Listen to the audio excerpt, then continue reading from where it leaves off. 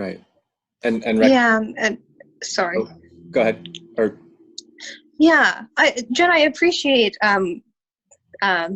what you shared there in terms of the sense of, yeah, being able to find, like, relationships matter. So who can talk to who and have that makes a big difference. I'm not fully, I don't know if Keith, as an example, as a non-binary person in ministry, was particularly the person you might have been looking for your illustration.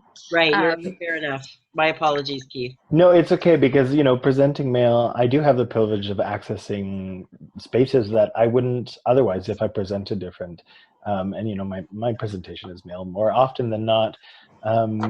I think in some ways partially because I do get to access spaces and I'm aware of the privilege and I use it to my advantage. So I can appreciate where you're coming from there.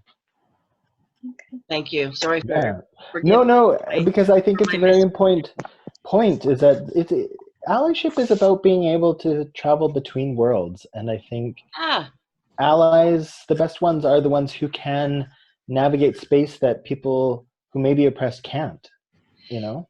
You're all so much better at articulating your words than I am, but you nailed it right on the head there. Yeah. Yeah, it's exactly what you're talking about. So no, I totally appreciate that. Thanks. And Ren, I'm going to push back on you too, because I think that I am a queer person of color. I'm non-binary, but I'm also an ally. Power is so contextual and relational that I think it's my job to always, whatever space I'm in, to be asking who has power here, who doesn't, and then what is my responsibility. You know, as someone who gets to preach on a regular basis to a community of faith, like, I have so much power. As someone who, you know, isn't a youth, isn't a child, you know, there are so many ways in which I need to be an ally, you know, to address anti-Black racism as a person of color, for example, especially within LGBTQ, two-spirit communities. So I think for me, the invitation into allyship is for all of us to always be asking the question, yes, what power do I have here, and how can I leverage it, and how can I ensure that it's shared? Where can I find possibilities for power with?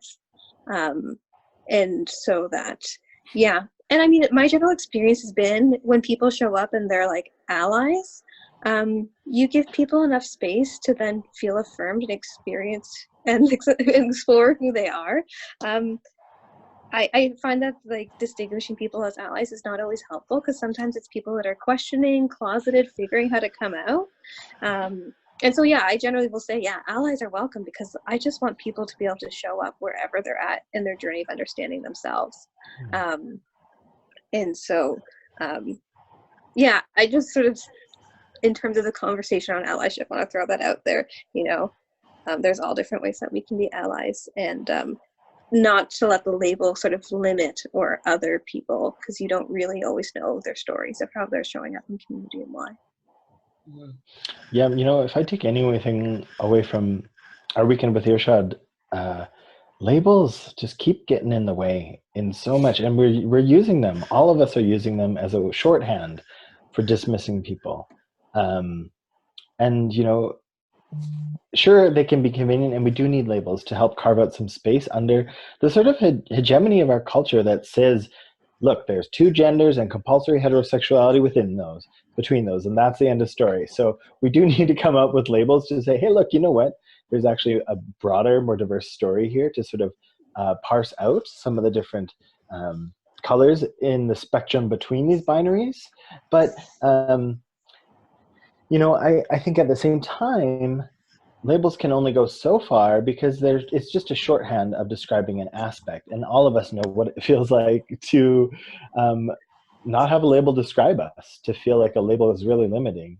And so, you know, the question is also, how are we doing that to people whom we might label as bigots or racists or homophobes? What are those labels doing to them in dismissing them? Because I can't help but wonder, in the same way that, you know, we are organizing, is that not doing the same thing in people organizing out of fear, out of hatred, out of ignorance, in response to being othered as well, as being dismissed as cis, hetero, straight, white men, saying your voice doesn't matter anymore, we've heard from you enough.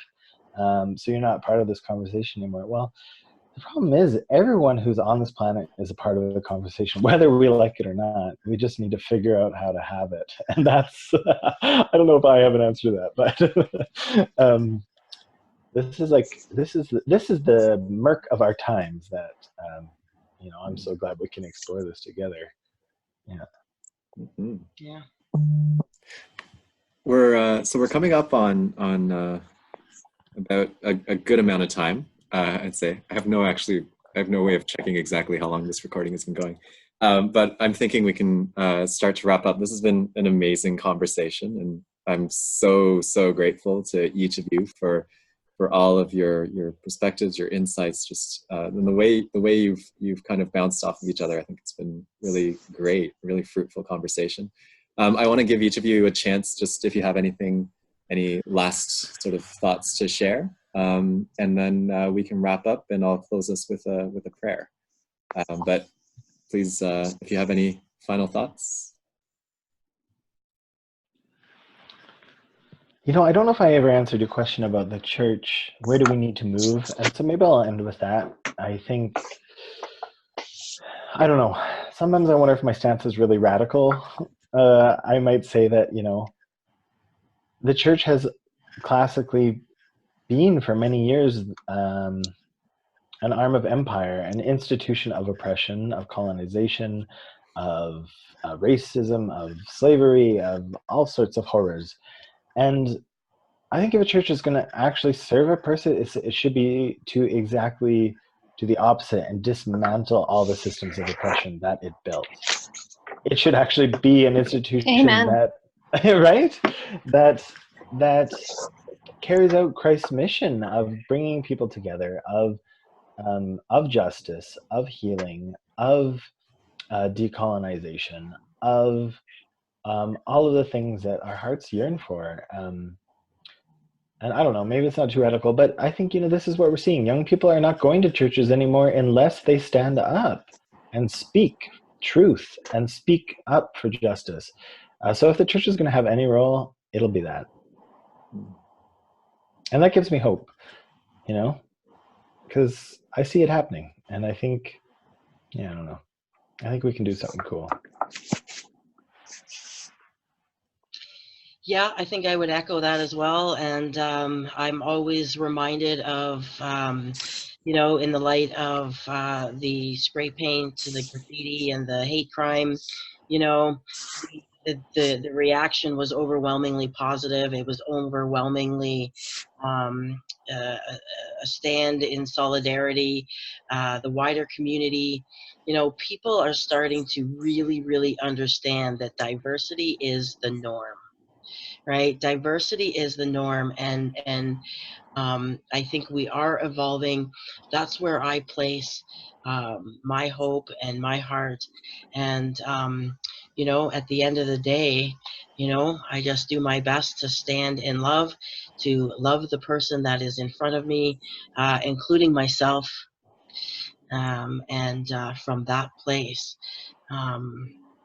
You know, that's always a positive place to be, and in the end, you know,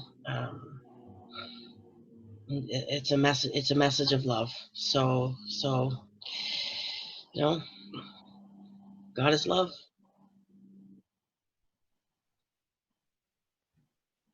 Amen.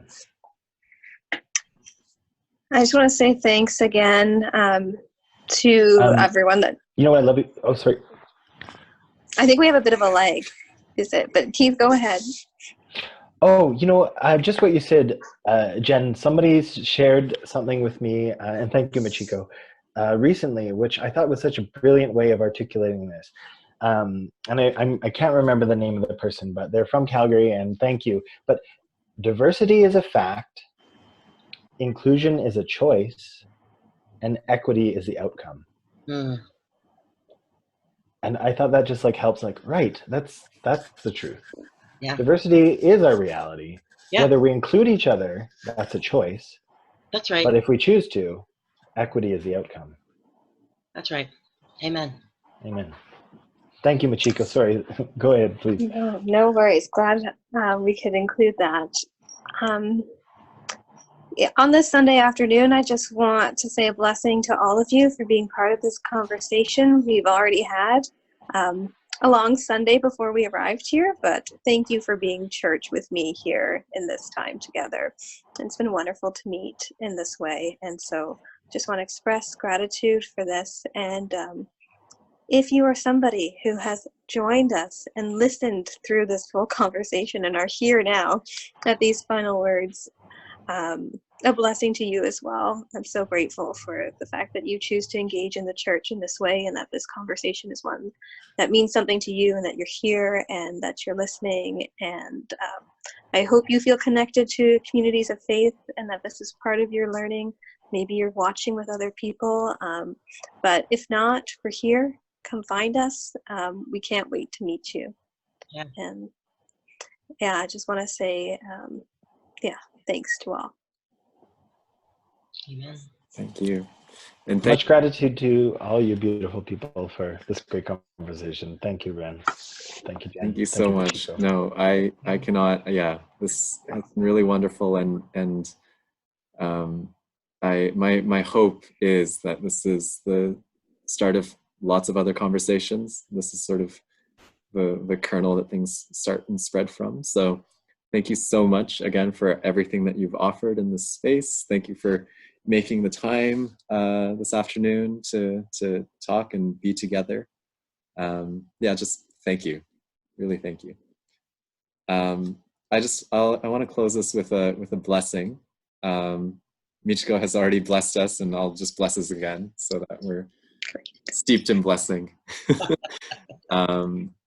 This blessing is written by Helen Rose, who's a Unitarian Universalist minister in the States, and it's called "Blessed Are the Queer." Blessed are the wanderers seeking affirmation. Blessed are the worshipers praying from closets, pulpits, pews, and hardship. Blessed are the lovers of leaving family and familiarity, leaving tables where love is not being served. Blessed are those who stay. Blessed are those who hunger and thirst for justice, for they will be satisfied. Blessed are the queer disciples of truth, living, breathing, sacred reflections of divine love. Amen. Amen. Amen. So again, thank you all so much.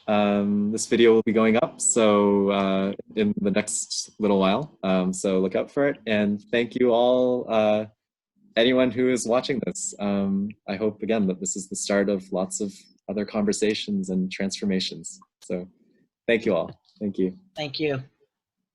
Peace. Bye.